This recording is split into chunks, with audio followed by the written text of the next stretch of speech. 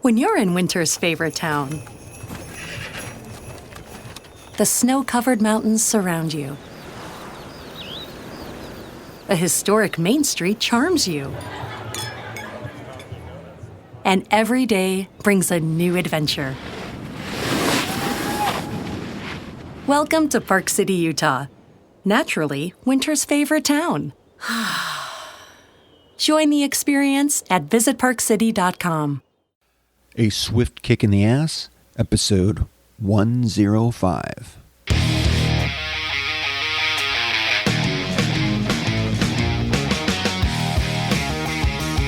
Life is challenging and difficult. No one gets out alive. Time to suck it up, Buttercup.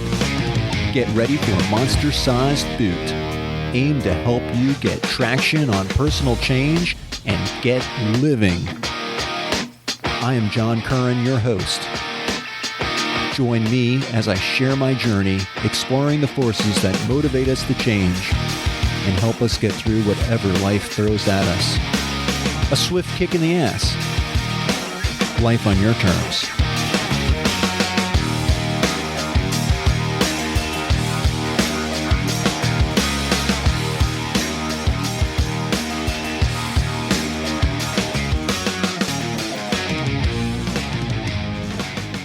Welcome to another episode of A Swift Kick in the Ass. I'm John Curran, your host. Today's episode, Reality Kills the Dream. So, as I was cleaning out my computer files, I came across a presentation about dreams. And the presentation kind of caught my eye because it started with a story about the Honor House Products Corp. Now, if you're not familiar with the Honor House Products Corp., I'll just give you a short summary of what that business was. Back in the 1950s, this corporation was formed to sell all different types of products. They advertised in the back of kids' magazines, comic books. They sold products like X-ray glasses and hypno coins. But the one product that really hits home for me was this 7-foot-long Polaris nuclear sub. Now let me paint a picture for you. The advertisement read, "How proud will you be as commander of your own Polaris sub, the most powerful ship in the sea? What hours of imaginative play and fun for you and your friends as you dive, surface, maneuver, watch the enemy through the periscope, and release nuclear missiles and torpedoes. Thrill as you hunt sunken treasure in pirate waters and explore the strange and mysterious ocean floor. This provides hours and hours of adventure, sturdily constructed of cardboard. This thing wasn't waterproof. It wasn't a sub that you could take into the water and go exploring. This was a tool for you to maybe do that, but with your mind. This was a tool of your imagination to help you and your friends imagine and play. And I never got a chance to ordering that. But, as kids, didn't our comic books, didn't they just fill us with these fantastic opportunities of fun and adventure and transforming ourselves into something we were yet to be? We're just kids. We're just forming. We didn't know about these deceptive marketing practices. I mean, they're not really lying.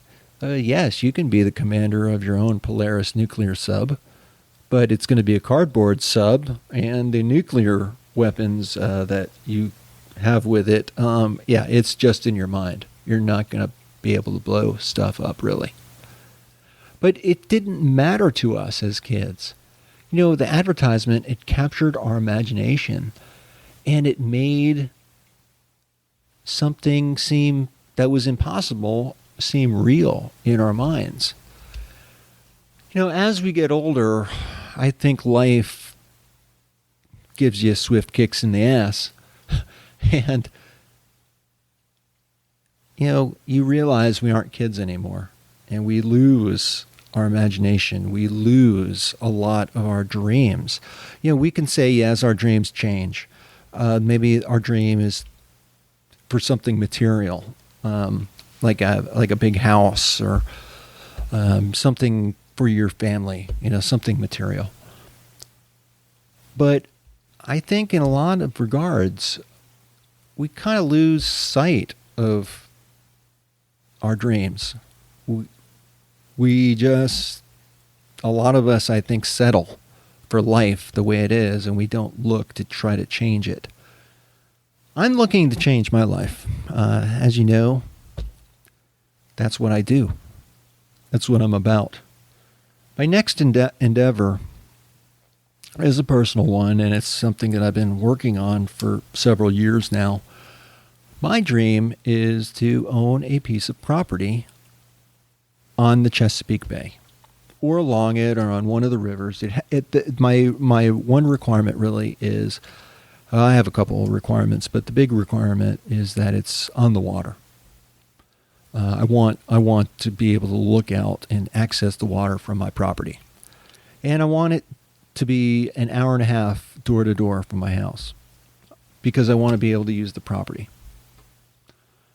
It's pretty simple, but honestly, I don't have the money to do that right now. But I do have the time, and I do have the knowledge and know-how to start searching out properties and start learning about the properties. I can kill this dream of getting a house on the Chesapeake Bay. I can kill this dream simply by getting a house on the Chesapeake Bay. Reality kills the dream. It makes when you make a dream real, it dies. So I want to have a lot of dreams, and I want to be able to put them out of their misery. I want them to become reality.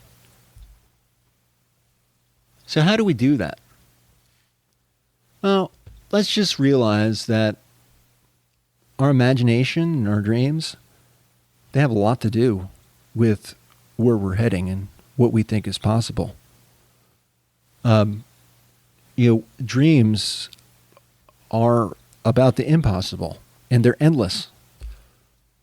But you can put some framework around your dream and put some ends on it, put parameters on it, to make it more realistic, to make it more possible. You can define it. That's really the place where I think you start to really kill your dreams, is you start to define your dreams.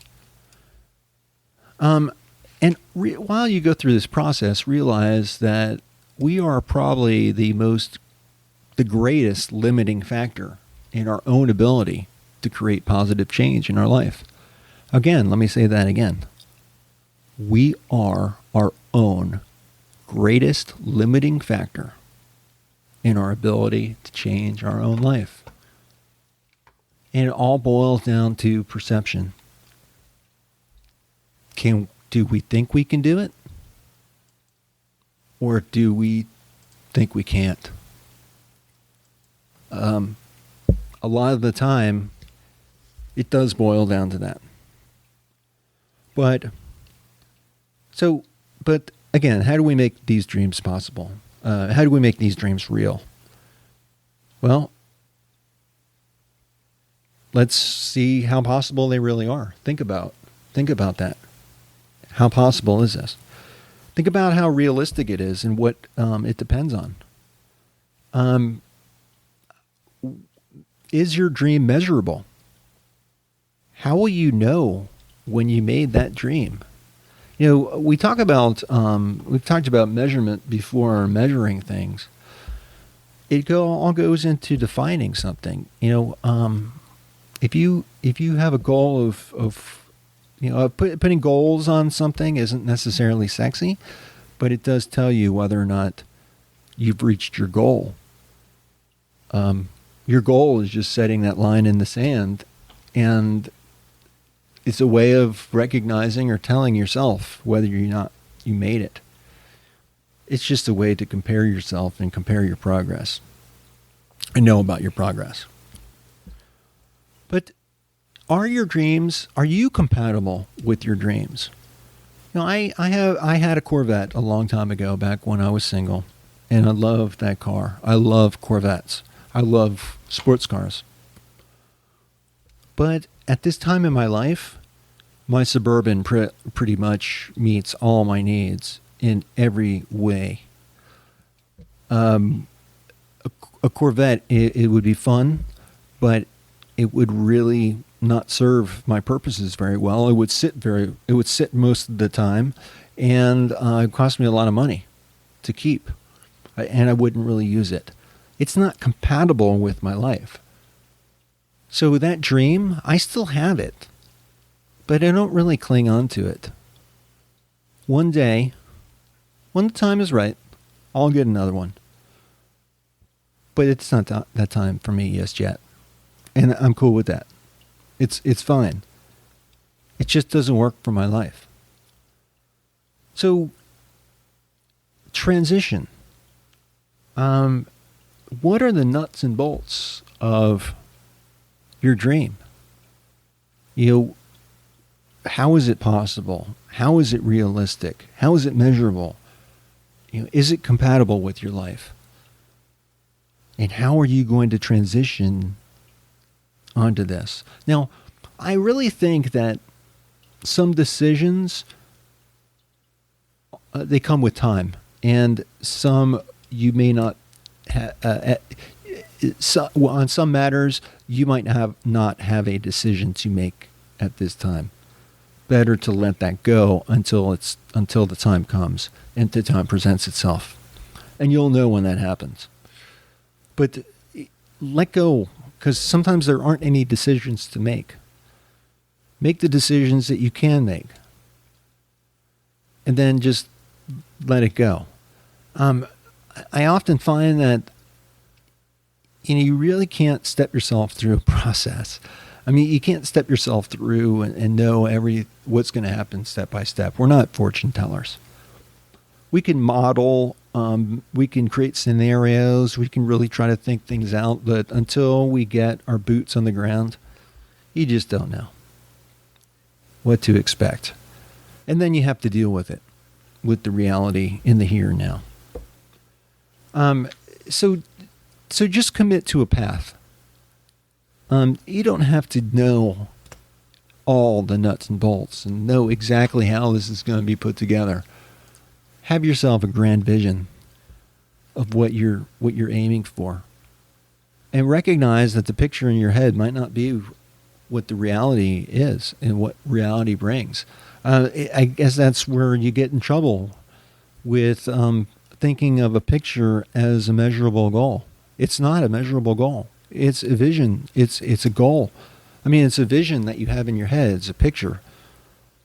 But that's not necessarily measurable, because how likely is it that you're ever able to recreate a picture? Think about how difficult that is. Our lives right now in this moment, and now that moment is gone. In that moment, it's just like a snapshot of a very moving target, of a very quick moving target. What you're trying to do is, if you have a picture in your mind that you're trying to capture, think of how unlikely it is that you would ever be able to create that picture in such exact detail. You might have elements of it, but I just want you to think about how you approach this and how you motivate yourself to kill your dream by making it a reality.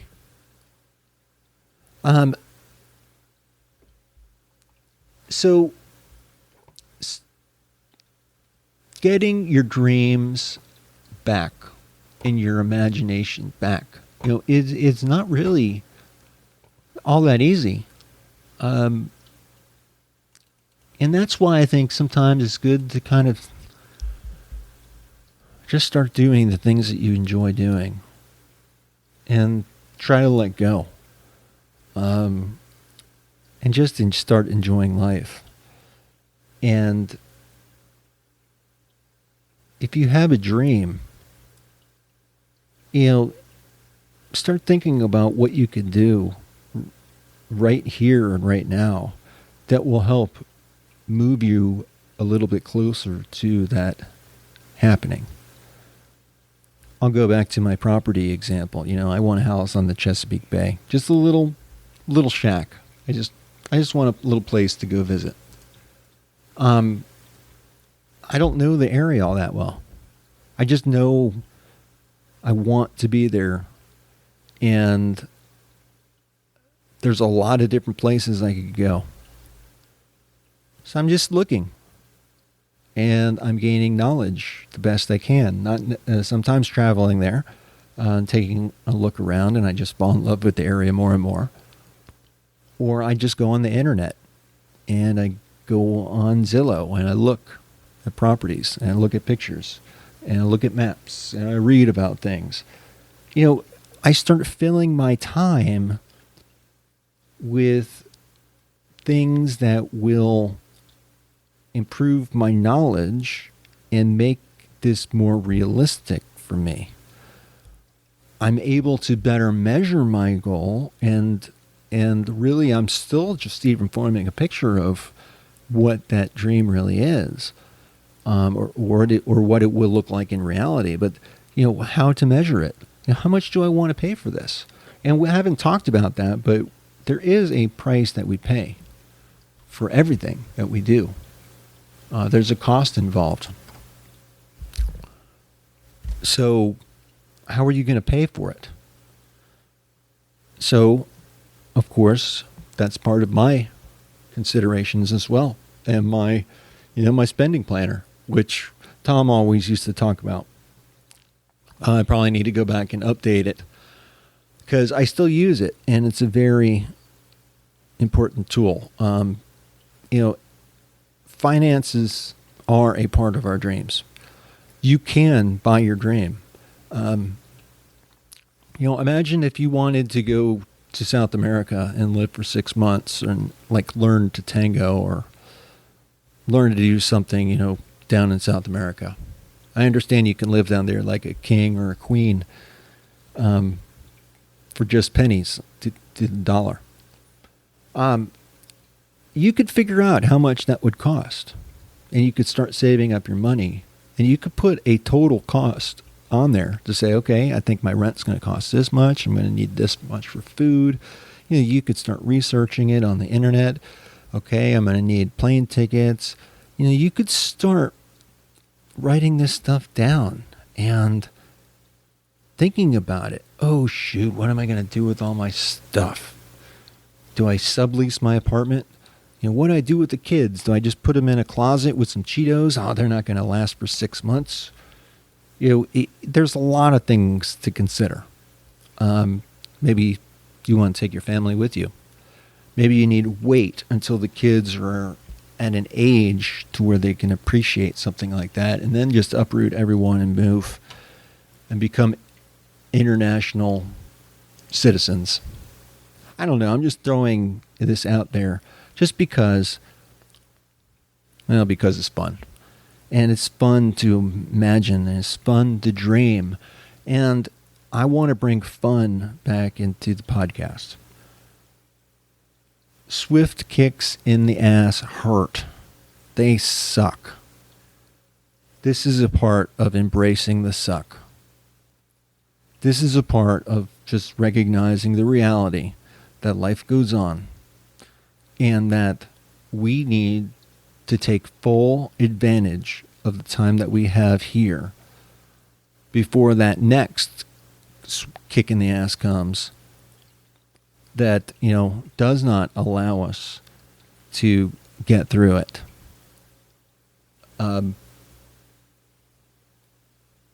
I know you could do this.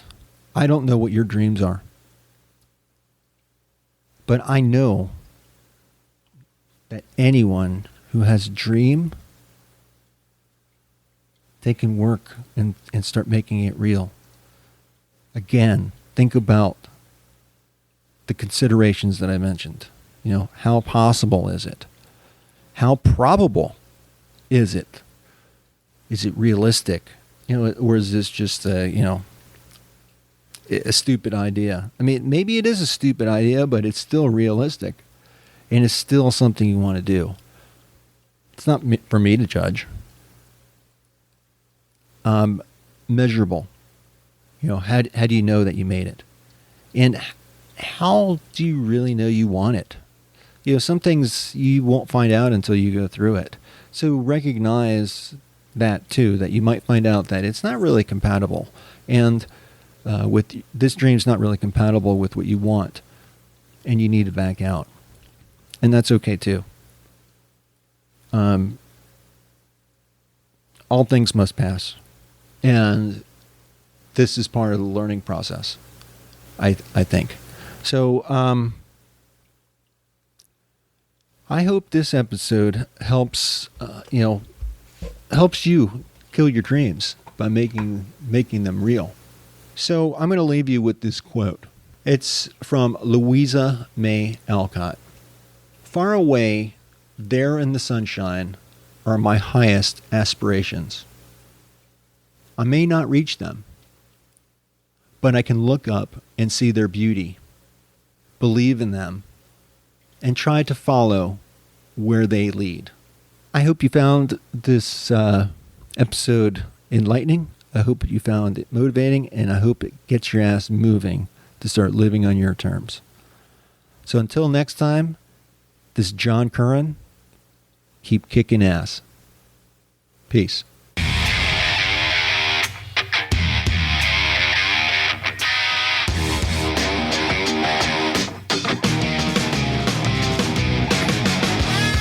This marks the end of another episode of A Swift Kick in the Ass, placing it directly in the can. As much as I like to talk, even I have my limits. It's time to go. Catch me on the next show. For better or worse, whether you like us or not, please leave comments wherever you get your podcasts. Like us on Facebook. Follow us on Twitter. Visit our home on the interweb. I think you can leave me a voicemail there. You can also email me at john@aswiftkickintheass.com. It's been my extreme pleasure. I hope you got a lot out of it. I hope you got your ass moving. Until then, until the next time, I'm out of here. Peace.